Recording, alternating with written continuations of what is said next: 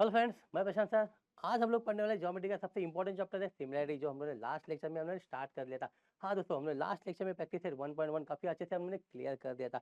हाँ दोस्तों, हम लोग आज के वीडियो में हम लोग पढ़ने वाले हैं प्रैक्टिस सेट 1.2। लेकिन दोस्तों 1.2 स्टार्ट करने से पहले उससे सॉल्व करने के लिए कुछ बेसिक थ्योरम की हमें आवश्यकता लगने वाली है, कुछ प्रॉपर्टी की आवश्यकता लगने वाली है। तो दोस्तों देखते हैं कौन सी प्रॉपर्टी, कौन से थ्योरम हमारे लिए काफी इंपॉर्टेंट है। तो दोस्तों आइए देखते हैं सबसे पहला थ्योरम हमारे लिए क्या इंपॉर्टेंट है। तो दोस्तों पहला थ्योरम जो दिया हुआ है उसी को हम लोग कहते हैं बेसिक प्रोपोर्शनैलिटी थ्योरम। हाँ दोस्तों, बेसिक प्रोपोर्शनैलिटी थ्योरम मतलब भी इसी को हम लोग शॉर्टकट कहेंगे बीपीटी, जो बोर्ड एग्जाम में क्वेश्चन नंबर 3 में 3 मार्क्स का क्वेश्चन पूछते हैं। तो दोस्तों क्या बोलना चाहता है बीपीटी थ्योरम, पहले देख लेते हैं। इसका कहना है if a line parallel to the side of a triangle intersect the remaining side in the two distinct point the line divide the side in the same proportion. कुछ भी नहीं समझा भाई, ये क्या कहना चाहता है। तो दोस्तों इसको एकदम सिंपल तरीके से इसको सॉल्व करके देख लेते हैं। इसको सॉल्व करने के लिए सबसे पहले हम लोग क्या करेंगे, एक बेसिक ट्रायंगल बना देते हैं। ट्रायंगल बनाएंगे,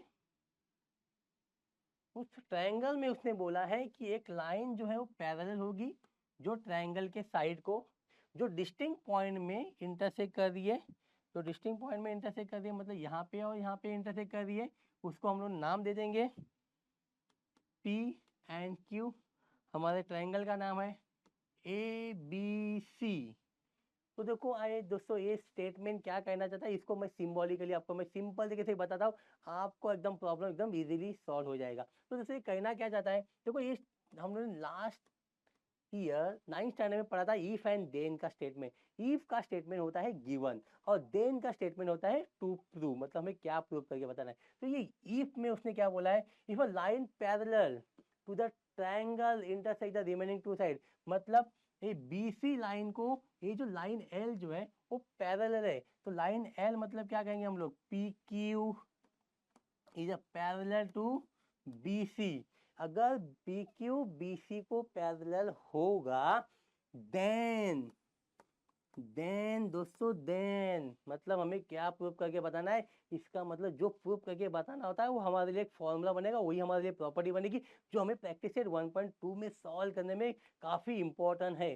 तो ये देन का क्या कहना है, then the line divide the side in the same proportion. तो ये लाइन जो है वो क्या कर रही है, साइड को सेम प्रोपोर्शन में डिवाइड करती है। इसका मतलब A P upon P B equal to A Q upon Q सी।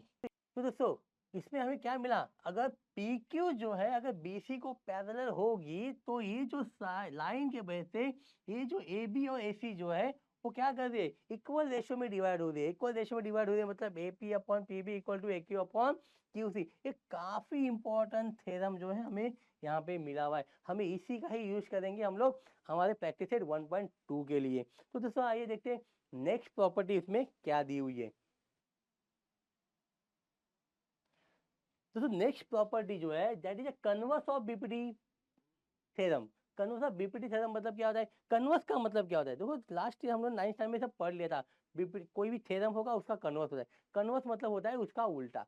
एकदम सिंपल तरीके से, जैसे अगर अगर आप पढ़ाई करते हो तो आप पास होने वाले, आप पास हुए इसका मतलब आपने पढ़ाई किया।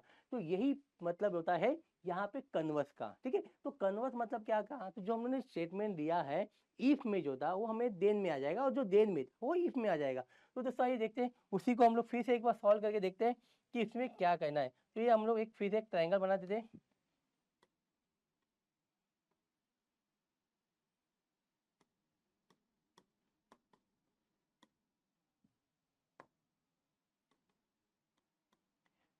फिर से अभी हमें ट्रायंगल बना दिया, और भी देखते हैं क्या कहना चाहता है। देखो if a line divided any two sides of a triangle in the same ratio then the line parallel to the third side. तो ये उसी बीपीटी थ्योरम का उसने क्या किया, उल्टा किया हुआ है। तो यहाँ पे पहले भी इफ क्या दिया हुआ है देखते हैं पहले। इफ का कहना है कि if a line is divided in equal ratio, तो ये जो लाइन दी हुई है अगर इक्वल रेशियो में डिवाइड कर दी, इक्वल रेशियो डिवाइड कर दी मतलब क्या, A P upon P B equal to A Q upon Q C. अगर ये दो इक्वल रेशियो में अगर डिवाइड करती है तो क्या होगा, then this line is a parallel to the this third side. Okay, means PQ is a parallel to BC. यही है उसका उल्टा, मतलब उल्टा ही मतलब हो गया है कन्वर्स, जो हमने इसके पहले वाले थ्योरम में पढ़ा था। तो पहले वाले थ्योरम में क्या कहा था कि PQ is parallel to BC, then AP upon PB equal to AQ upon QC, ऐसा दिया था। हम तो इसमें क्या पढ़ने वाले कन्वर्स है उसका उल्टा। तो इसका उल्टा क्या होता है, अगर ये डिवाइड होता है इक्वल रेशियो में तो साइड क्या होगी, पैरेलल होगी। नेक्स्ट प्रॉपर्टी दिया बेटा, that bisect of an angle of a triangle divided the side opposite to the angle in the ratio of the remaining side। तो यहाँ पे भी हमें इसको सॉल्व करके देखते हैं।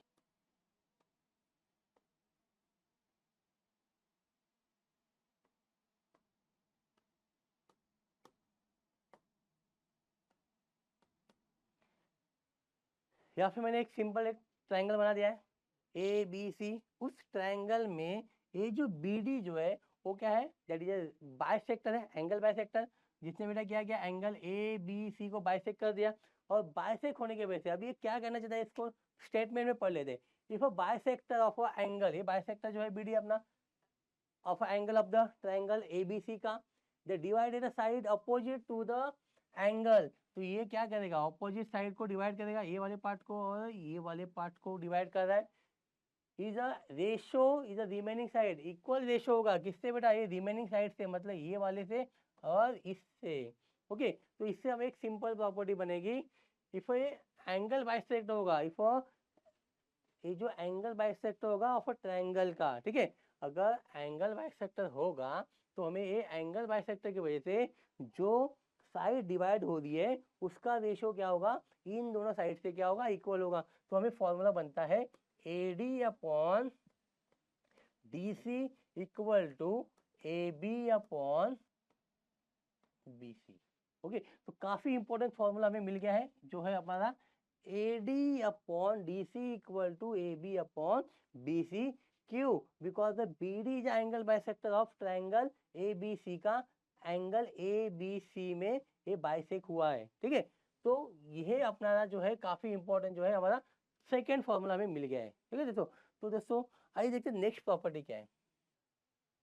नेक्स्ट प्रॉपर्टी दिया हुआ है, यहाँ पे देखो, the ratio of the intersection made of the transversal by three parallel line is equal to the ratio of the corresponding intercept made or any other in transversal by the same parallel line। कुछ भी नहीं समझा दोस्तों, क्या बोलना चाहता है।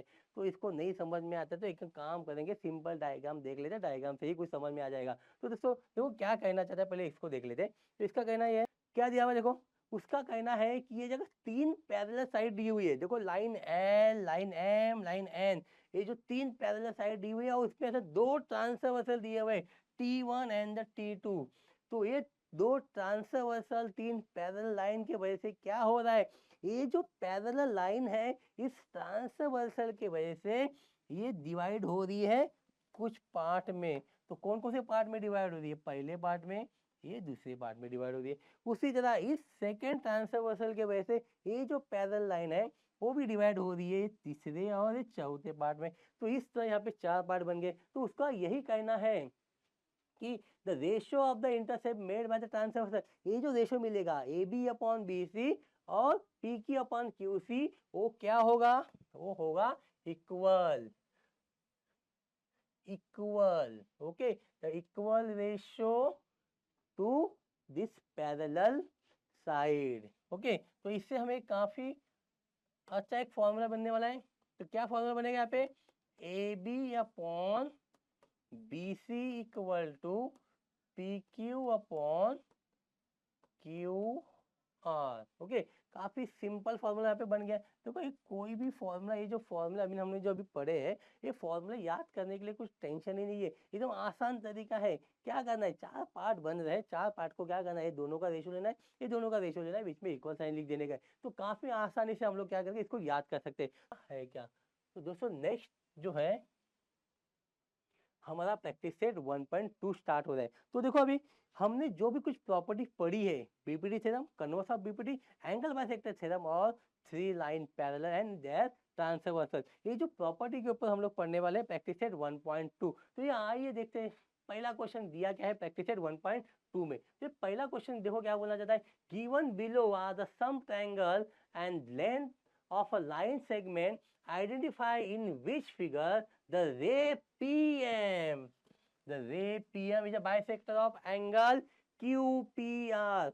इसका मतलब ये है कि अगर ये फिगर में आप देखोगे तो ट्रायंगल बाइसेक्टर चेक करना है। तो बाइसेक्टर चेक करने के लिए हमें अभी जो प्रॉपर्टी पढ़ी उस प्रॉपर्टी को थोड़ा याद कर लेते।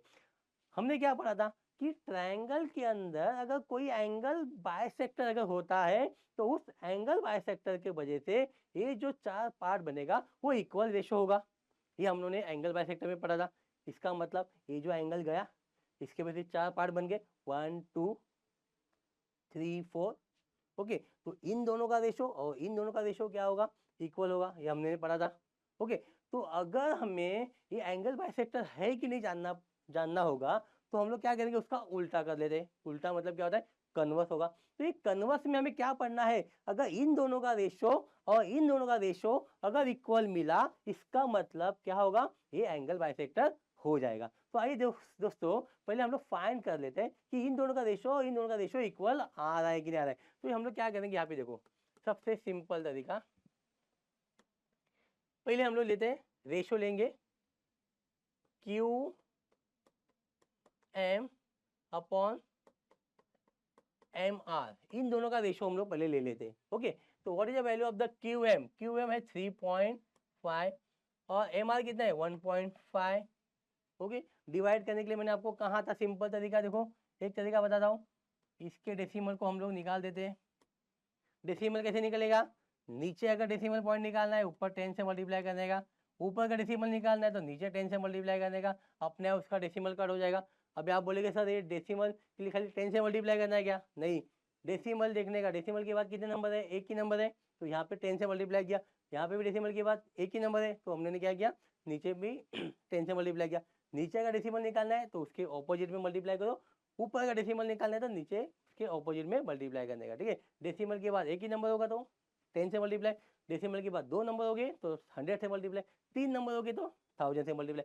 ऐसे हमें क्या करना पड़ेगा, मल्टीप्लाई करना पड़ेगा। तो दोस्तों ये आसान तरीका है जिससे हमें सॉल्व करने में आसान हो जाएगी, क्योंकि बच्चे डेसिमल देख के डर जाते हैं। तो डेसिमल को ही हम लोग क्या करेंगे, इसको निकाल देंगे। तो ये हमारा डेसिमल चला गया, तो 10 यहाँ पे अपने आप कट हो गया, बचा क्या 35/15। तो 35 और 15 दोनों नंबर कौन से टेबल में आ रहे, 5 3 जा 15, 5 7 जा 35, तो ये कितना आया 7/3। इतना समझ में आया दोस्तों। तो ये पहला वाला जो हमारा क्यू एम और एम आर का जो है वैल्यू मिला है 7/3, इसको हम लोगों ने इक्वेशन नंबर 1 दे दिया। तो इसके बाद इनका रेशो ले लेंगे P Q upon P R. Okay, तो P Q upon Q R ले लेंगे, तो पी क्यू कितना है 7, क्यू आर कितना है 3। इनको बेटा डिवाइड करने की आवश्यकता नहीं है बिकॉज वो अपना प्राइम नंबर है, तो ये अपना हो जाएगा 2। तो फर्स्ट और सेकेंड को अगर हम लोग देखते हैं तो इससे हमें क्या मिलेगा, Q M upon M R equal to P Q upon P R. तो कहाँ से आया, फ्रॉम 1 and 2। तो इससे दोनों का रेशो इक्वल, तो दोनों का रेशियो अगर इक्वल है इसका मतलब पी एम जो है हमारा क्या है, एंगल बाइसेक्टर हो गया। So therefore ray P M is angle bisector. तो ये अपना प्रूफ हो गया। ओके, आइए दोस्तों स्टार्ट करते हैं question number second. Question number second में क्या दिया है, देखो सेम डायग्राम दिया हुआ है और हमें सेम क्वेश्चन पूछा है कि ये पीएम जो है वो एंगल बाइसेक्टर है कि नहीं। तो दोस्तों ये भी आसानी से हम लोगों ने अभी इसके पहले सम कर लिया है, आप भी वैसे ही करके हम लोग इसको सॉल्व करके आप आंसर बता सकते हैं। तो इसमें क्या करना होता है, फिर से इसे एक बार फिर से बता दे रहा हूँ मैं आपको, इन दोनों का रेशो लेना पड़ेगा। किसका ratio, R M upon the M Q, और उसके बाद P R upon P Q का। दोनों इन दोनों का रेशो और इन दोनों का रेशो अगर इक्वल आता है तो ये अपना एंगल बाइसेक्टर हो जाएगा। ओके दोस्तों, तो ये आपके लिए होगा होमवर्क। नेक्स्ट क्वेश्चन एक बार देख लेते हैं, थर्ड क्वेश्चन। चलो इसको मैं सॉल्व करके दिखा देता हूँ। तो दोस्तों इसमें फिर से हमें वही सेम क्वेश्चन पूछा गया है कि ये वाला जो ट्रायंगल दिया हुआ है, इस ट्रायंगल में ये जो एंगल जो है क्यू पी आर का पी एम जो है वो एंगल बाइसेक्टर है क्या। तो हमें चेक करने के लिए क्या करना पड़ेगा, इन दोनों का रेशो लेना पड़ेगा सबसे पहले। तो हम लोग करेंगे रेशो क्या लेंगे, R M upon M Q. Okay, इन दोनों का रेशो लेना है इक्वल टू, उसके बाद उसको सॉल्व करके वैल्यू पुटअप कर देते, कितना है आर एम 4, एम क्यू कितना है 3.6। ओके, मैंने आपको क्या कहा था कि डेसिमल पॉइंट होगा तो क्या करना है, उसको निकालने के लिए आसान तरीका बताया था मैंने आपको कि डेसिमल निकालना होगा तो ऊपर मल्टीप्लाई करेंगे 10 से और नीचे का डेसिमल अपने आप चला जाएगा। ओके, तो ये ऊपर 4 है, नीचे 3.6 था, तो इसको मैंने 36 कर दिया, इसका डेसिमल मैंने निकाल दिया। तो इसका डेसिमल निकालने के लिए मुझे क्या करना पड़ा, ऊपर 10 से मल्टीप्लाई करना पड़ा। ओके तो दोस्तों आइए इसको भी सॉल्व कर लेते हैं। ये बन जाएगा 40 और बन जाएगा ये नीचे रहेगा 36। तो 40 और 36 कौन से नंबर में आते, 4 10 जा 4 9 जा। ओके, तो इसका आंसर मिल जाएगा आपको 10/9। ओके, नाउ इसको हम लोग दे देंगे इक्वेशन 1। नाउ सेकेंड, इन दोनों का रेशो लेना है P R upon P Q. क्या रेशो है इसका, पी आर 10, पी क्यू कितना है 9। इसको डिवाइड करने की आवश्यकता नहीं है, इसको हम लोग इसे रखेंगे। तो फ्रॉम 1 and 2 हमारा ये प्रूफ हो गया कि R M upon M Q equal with the P R upon the P Q. Okay, तो ये दोनों का रेशो इक्वल हो जाता है, तो इसका मतलब क्या हो गया, देयरफॉर सेगमेंट कौन सा है अपना पीएम या फिर रे PM is an angle bisector of angle from Q P R. Okay, इसका क्यू पी आर का वो एंगल बाइसेक्टर है। ओके, तो इसको हम लोग लिख सकते हैं angle bisector theorem by angle bisector theorem. Okay, तो ये कहाँ से आया है, ये क्यों आया है, एंगल बाइसेक्टर थ्योरम से आ गया है। ओके, तो दोस्तों इस तरह अगर हमारे क्वेश्चन में एंगल बाइसेक्टर मतलब एंगल ऐसा बाइसेक्ट करके दिया होगा और हमें कुछ मेजरमेंट दिए होंगे और हमें चेक करना होगा कि वो एंगल बाइसेक्टर है कि नहीं, तो हमें क्या करना पड़ेगा, ये बाय एंगल बाइसेक्टर थ्योरम का प्रॉपर्टी हमें यूज करके हम इसको चेक कर सकते हैं।